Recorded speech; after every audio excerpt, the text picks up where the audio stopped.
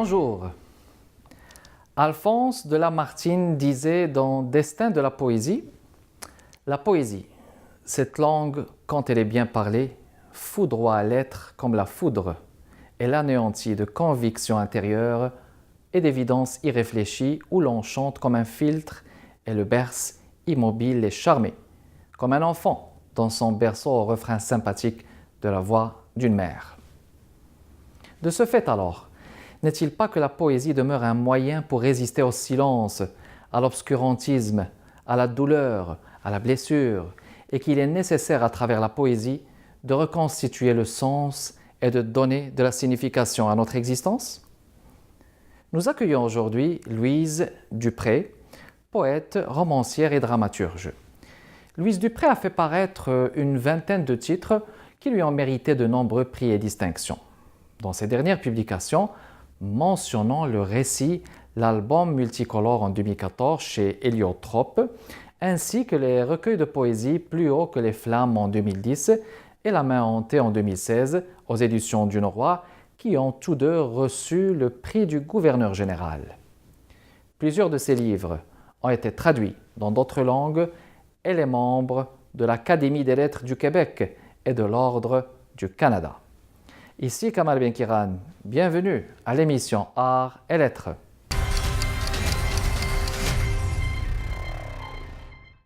Alors Louise, bonjour. Bonjour Kamal. Bienvenue à l'émission Art et Lettres. C'est un immense plaisir pour moi d'être là. C'est un honneur de vous recevoir. Dans un premier temps, quand juste vous avez commencé à écrire de la poésie? J'ai commencé il y a très très longtemps. Je crois que j'étais adolescente, mais évidemment, je ne vous lirai pas des poèmes que j'écrivais à ce moment-là. C'était un commencement alors. C'était vraiment un commencement, comme vous dites si bien. J'ai commencé dans la vingtaine, quand j'ai découvert l'écriture des femmes au Québec. Entre autres, l'écriture de Nicole Brossard, de Madeleine Gagnon, de France Théoret, parce qu'il y avait une nouvelle perception de ce qu'était la poésie, de nouvelles formes, de nouvelles thématiques, et je me suis dit, il me semble que moi aussi, j'aurais quelque chose à dire. Puis vous êtes passé à l'écriture de la prose après. Ensuite, beaucoup après, mais même dans l'écriture de la prose, je dirais que j'ai un regard de poète. Le poète, pour moi, c'est une personne qui essaie de voir ce que personne ne voit, d'entendre ce qu'on ne prend pas le temps d'entendre, de sentir ce qu'on ne prend pas le temps de sentir. Donc, d'aller vers les petites choses de la vie, des sentiments qu'on devine, mais qu'on n'ose pas exprimer. Donc, même quand j'écris des nouvelles ou des romans, j'essaie de... Ce n'est pas l'histoire qui me préoccupe, ce sont les émotions, les sentiments, les impressions des personnages. Alors, justement, comme vous venez de le dire, vous avez donc écrit sur des grandes dames des lettres, Nicole Brossard, Madeleine Gagnon, vous avez écrit sur France Théoret. J'imagine que c'était aussi votre thèse de doctorat? Exactement. Oui. J'ai fait une thèse de doctorat par passion, parce que j'ai découvert cette poésie-là et je me suis dit, je veux l'approfondir. Je veux savoir ce qu'elle a de nouveau. Je veux savoir ce que les femmes proposent, comment elles expriment leur subjectivité. Et donc, vous avez décidé d'inscrire justement cette subjectivité féminine parce que ça vous interpellait? Ça m'interpellait beaucoup. Il faut dire que j'ai étudié en lettres et ce qu'on voyait, ce qu'on étudiait à l'université, ce qu'on lisait, c'était des textes masculins, de très grands auteurs, très grands évidemment, auteurs, oui. de très très grands auteurs, mais le point de vue féminin n'était pas là. Et ces femmes-là ont commencé à dévoiler, bon, elles n'étaient pas les premières, il y en a eu avant, mais on peut dire qu'au Québec, toute une génération est arrivée et a pris de la place, beaucoup de place dans le milieu littéraire. Alors justement, vous avez consacré beaucoup de vos travaux et de vos recherches à la littérature québécoise. Oui. Est-ce qu'il y a des circonstances qui ont dicté ça spécialement pour vous? Parce que j'aime la littérature québécoise, j'aime la poésie québécoise et j'ai travaillé surtout sur l'écriture des femmes parce qu'il n'y avait pas de critique à ce moment-là. Dédié aux femmes. Dédié aux femmes. Bon, et je trouvais ça important que quelqu'un le fasse.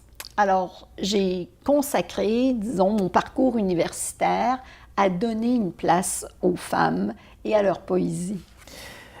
J'ai avec moi votre œuvre. Vos œuvres, pour la plupart primées, je vais les présenter, mais même si je dis en vrac, mais je tiens vraiment à vous les présenter, mesdames et messieurs. Tous les ouvrages de Louise Dupré. Je vais commencer par La main hantée, qui était récipiendaire du prix du gouverneur. Exactement, cette année d'ailleurs. 2018, l'album multicolore qui parle du décès de votre maman, j'imagine? Oui, j'ai commencé ce récit-là. C'est un récit biographique et autobiographique, évidemment, que j'ai commencé après le décès de ma mère. Parce que, bon, le décès de sa mère, c'est toujours un événement majeur dans la vie oui. D'un enfant, qu'il ce soit un homme ou une femme. Et je me suis demandé, après son décès, mais qui était ma mère?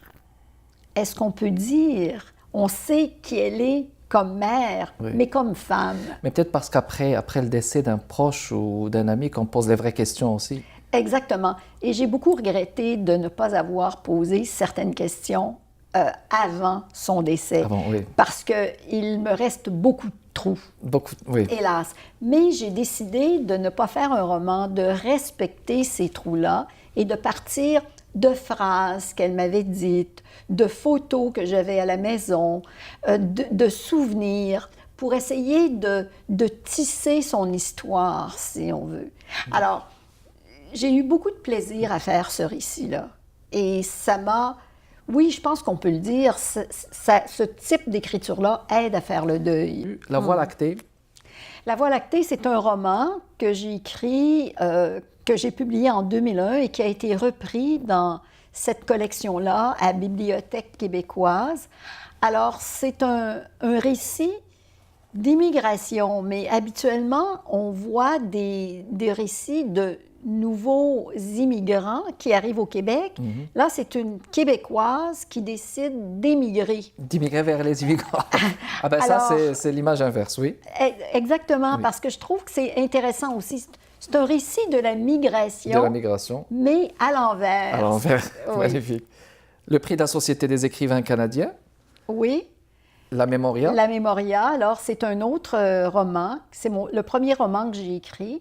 C'est un roman de deuil aussi, mais c'est un roman que j'ai écrit sur la rupture amoureuse. Sur la rupture, là. Oui. Et là encore, c'est un autre genre de deuil qu'on peut faire. C'est une autre sorte de deuil, évidemment, mais dans tous mes livres, il y a toujours des questions qui sont des questions d'ordre historique.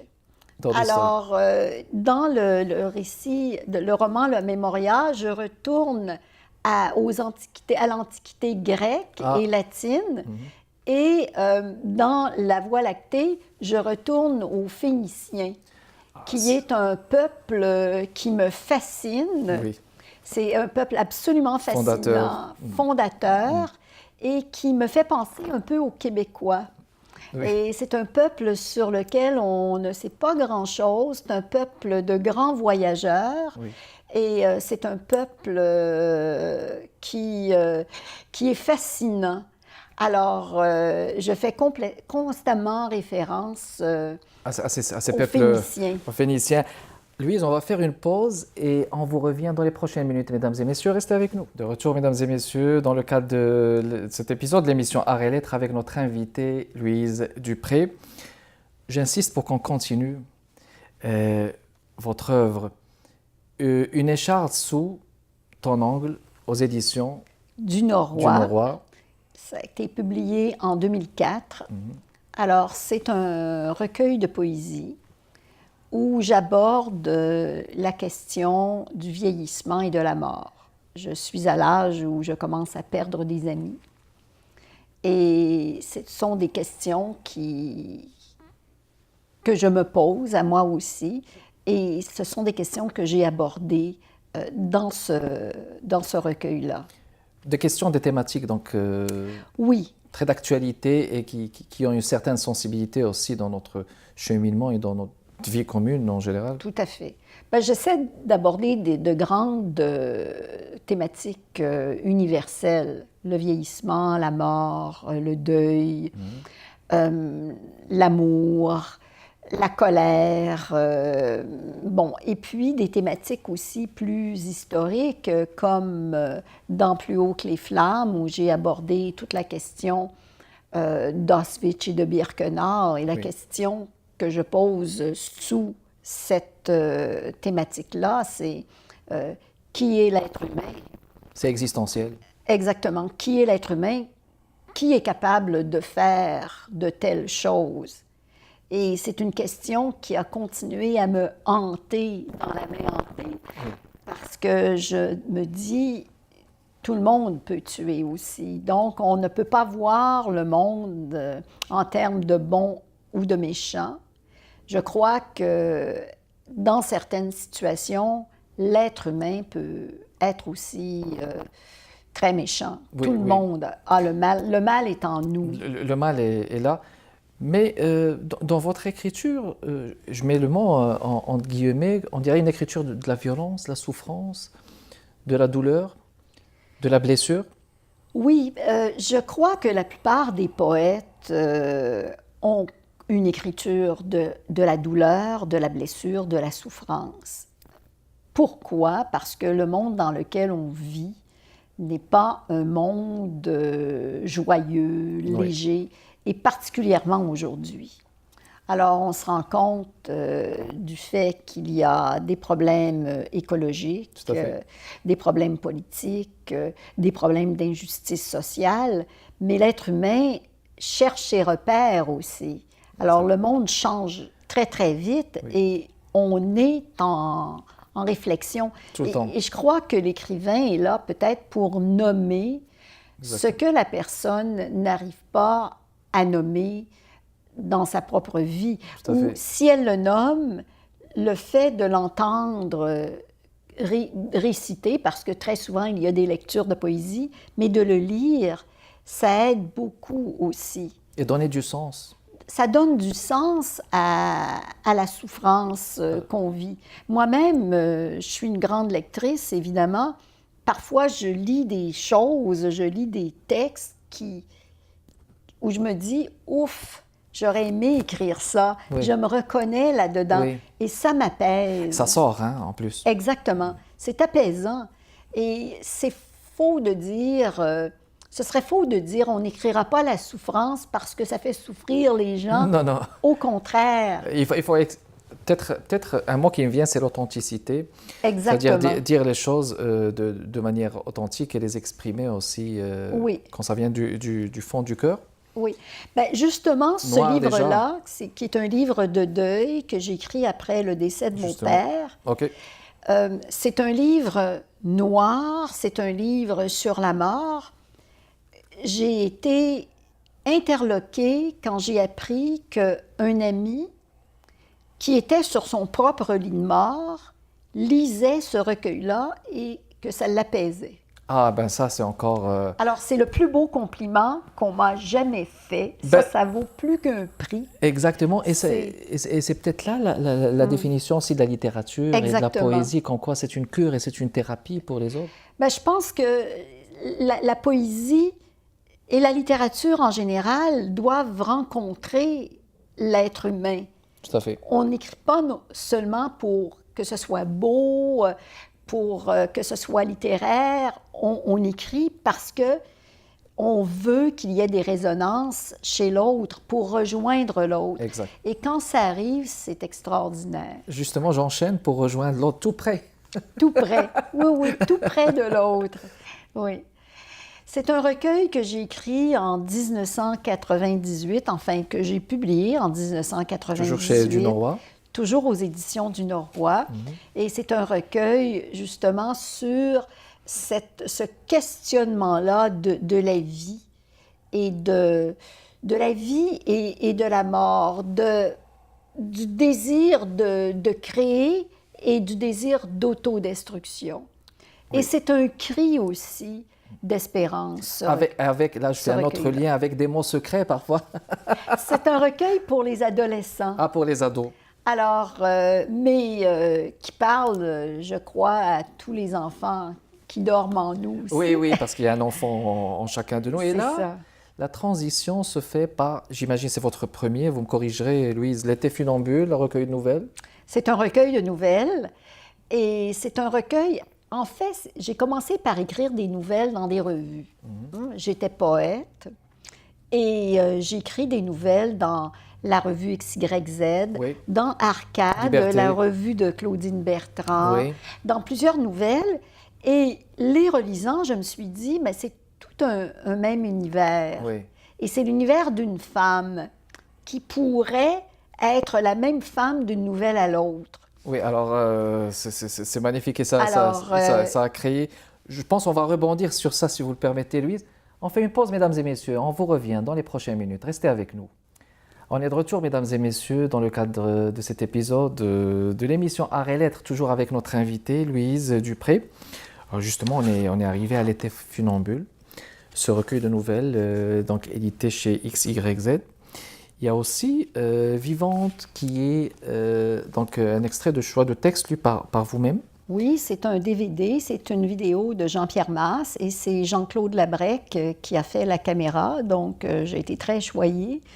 Et c'est des extraits de textes, de mes textes que je lis moi-même. Parfait. Et qui sont mis en contexte.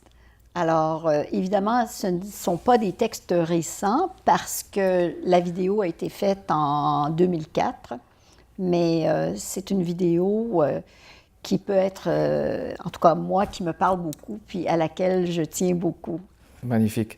Puis quand je lis les titres, ils sont très expressifs. Une écharde sous ton angle noir Oui. déjà, bonheur, tout près, les mots secrets, la mémoria, là, c'est un de vos livres. Exactement. Donc, de deux extraits. Après, j'aimerais lire un extrait. Je serais très flattée. Oui, ça ferait plaisir. La main hantée. Mesdames et messieurs, un extrait de La main hantée. Louise Dupré.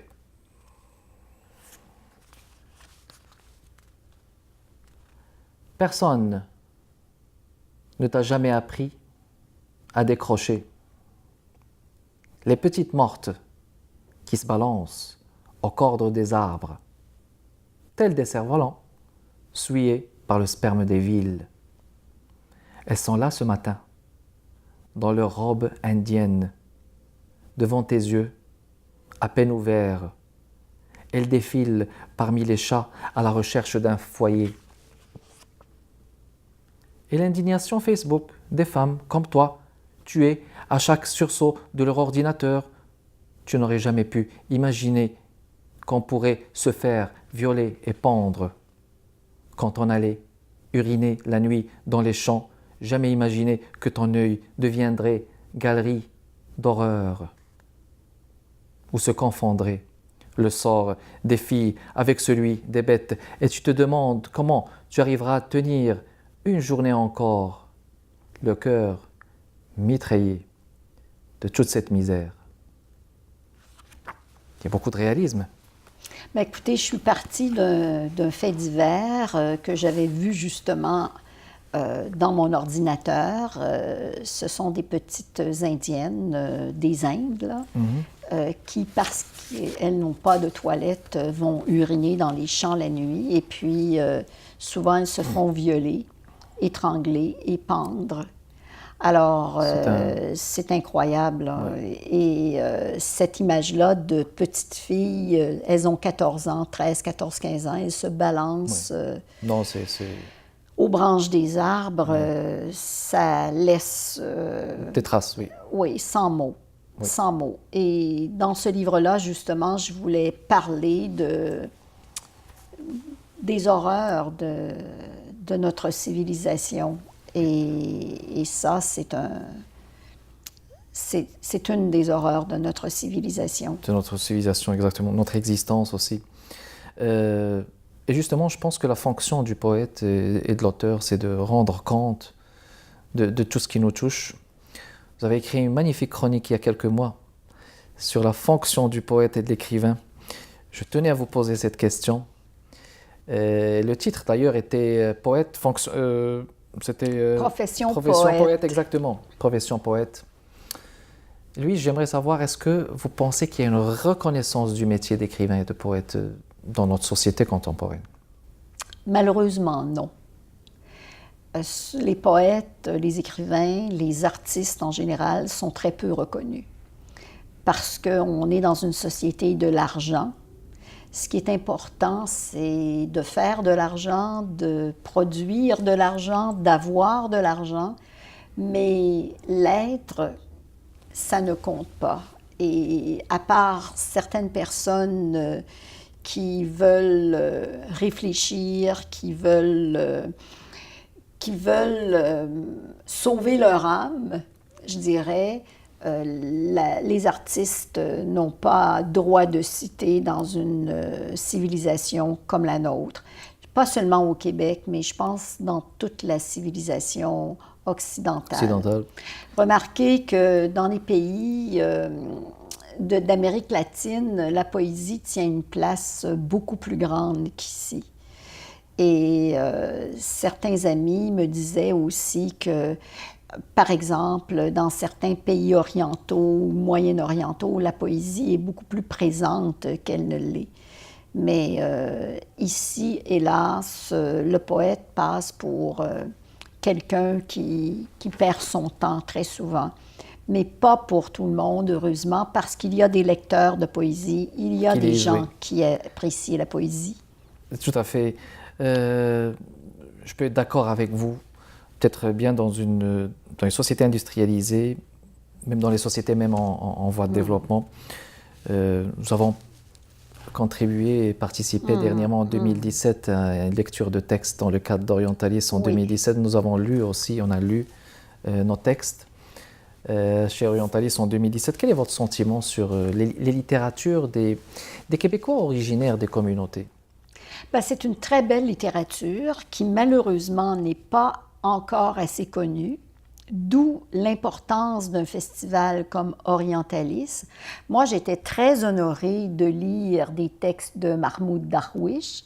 On a fait une très belle soirée de lecture sur Mahmoud Darwish.